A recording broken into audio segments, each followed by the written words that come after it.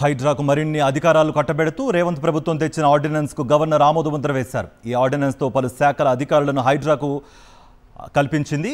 GHMC చట్టం 1955లోని section 374(b)ని ఆర్డినెన్స్లో చేర్చారు.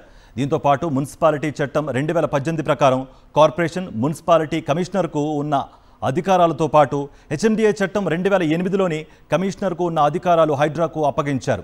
Revenue చట్టం సెక్షన్ 1317(f) ప్రకారం ఆక్రమణల తొలగింపు, ఆస్తుల పరిరక్షణ అధికారాలను సైతం హైడ్రాకు అప్పగించారు.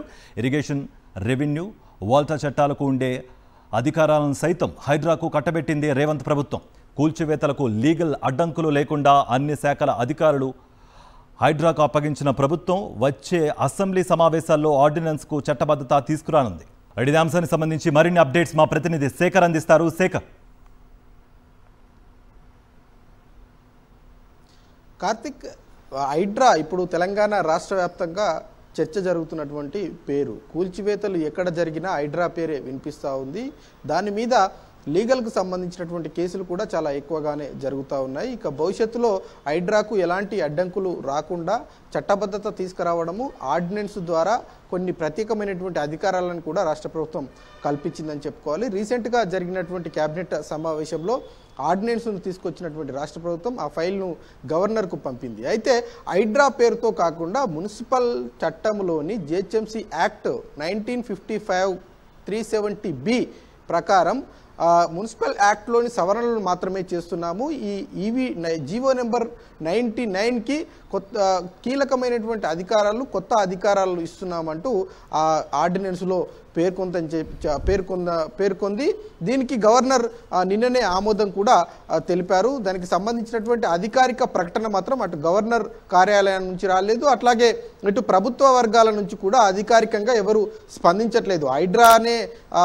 హైడ్రా ఆర్డినెన్స్నే ఆమోదం తెలిపారా, హైడ్రా పేరుతోనే గవర్నర్ దగ్గరికి ఆర్డినెన్స్ను పంపించారా అన్నటువంటి విషయాలు వీటి మీద కూడా ఇటు అధికారులు మాట్లాడట్లేదు. అట్లాగే గవర్నర్ కార్యాలయం నుంచి కూడా అధికారిక ప్రకటన రాలేదు. కానీ ఇంటర్నల్గా మనకు తెలిసినటువంటి సమాచారం మేరకు జిహెచ్ఎంసీ చట్టంలోని 1955 374(b) ప్రకారం ఈ కొత్త ఆర్డినెన్స్కు కీలకమైనటువంటి అధికారాలు అప్పగిస్తున్నట్లు తెలుస్తూ ఉంది. ఈ కీలకమైనటువంటి అధికారాల్లో వాల్తా చట్టం ఉంది, రెవెన్యూ చట్టం ఉంది, భూసేకరణ చట్టం ఉంది, అట్లాగే ఇరిగేషన్కు సంబంధించినటువంటి చట్టాలు ఉన్నాయి.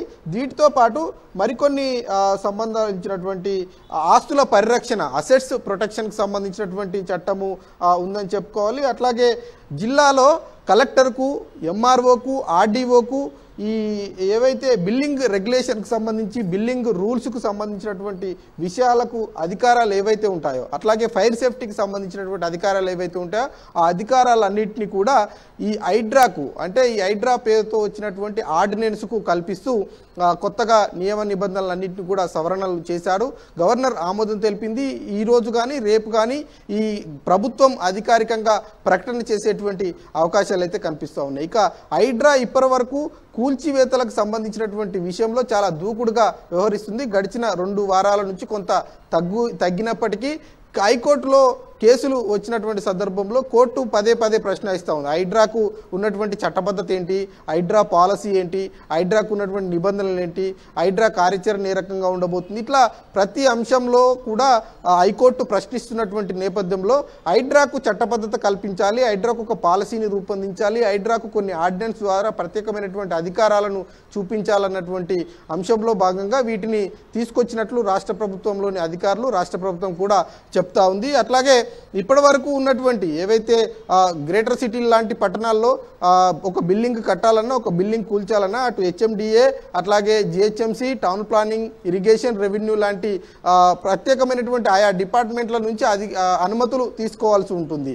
వీటితో పాటు ఇక నుంచి హైడ్రాకు సంబంధించినటువంటి అనుమతి కూడా తీసుకోవాల్సి ఉంటుంది. ఇక నుంచి ఇప్పటి వరకు కేవలం రెవెన్యూ కానీ, టౌన్ ప్లానింగ్ లాంటి అధికారులు మాత్రమే బిల్డింగ్లను కూల్చేవారు నిబంధనలు అతిక్రమిస్తే. కానీ ఇక నుంచి భవిష్యత్ అంతా గ్రేటర్ సిటీ లాంటి నగరంలో హైడ్రా మాత్రమే కూల్చేటువంటి అవకాశాలు అయితే ఉంటాయి. మిగతా డిపార్ట్మెంట్లన్నిటికీ కొంత నిర్వీర్యమయ్యేటువంటి అవకాశాలు అయితే కనిపిస్తూ ఉన్నాయి. అయితే ప్రభుత్వం మాత్రం వాటి పని అదే చేసుకుంటుంది. కేవలం మేము చెరువులు నాలాలు కుంటలకు సంబంధించినటువంటి అక్రమ కట్టడాలు ఏవైతే ఉన్నాయో వాటిని మాత్రమే కూలుస్తాము, కూల్చడంతో పాటు వాటిని పరిరక్షిస్తాము అంటూ హైడ్రా చెప్తా ఉంది. అట్లాగే ప్రభుత్వం కూడా చెప్తున్నటువంటి నేపథ్యంలో ఈ ఆర్డినెన్స్ బయటకు వచ్చిన తర్వాత అందులో ఇంకా ఎలాంటి అంశాలను పొందుపరిచారు, ఏ అధికారాలను పొందుపరిచారు, అట్లాగే హైడ్రా పేరుతో లేదు అన్నటువంటి చర్చ కూడా జరుగుతుంది. కాబట్టి ఏ పేరుతో గవర్నర్ దగ్గరికి ఫైల్ పంపించారన్నటువంటి విషయం మీద కూడా కొంత క్లారిటీ వచ్చేటువంటి అవకాశాలు ఉన్నాయి కార్తీక్. అంటే శేఖర్, ఇప్పుడు ఆల్రెడీ హైకోర్టు ఆల్రెడీ కొన్ని సూచనలు చేసింది. దానికి తగ్గట్టుగా హైడ్రా కమిషనర్ రంగనాథ్ కూడా స్పందించారు. జనావాసాలో ఇళ్ల జోలికి మేము పోము అన్నట్టుగా కూడా ఆయన కూడా చెప్పడం జరిగింది. ఇప్పుడు ఈ కొత్త ఆర్డినెన్స్తో దాని మీద ఇంపాక్ట్ పడే అవకాశం ఉందా? ఇప్పుడు ఈ కొత్త ఆర్డినెన్స్ మీద ప్రతిపక్షాలు ఏమన్నా రియాక్ట్ అయ్యాయి? ఎలా రియాక్ట్ అవ్వబోతున్నాయి ఒకవేళ రియాక్ట్ అవ్వకపోతే?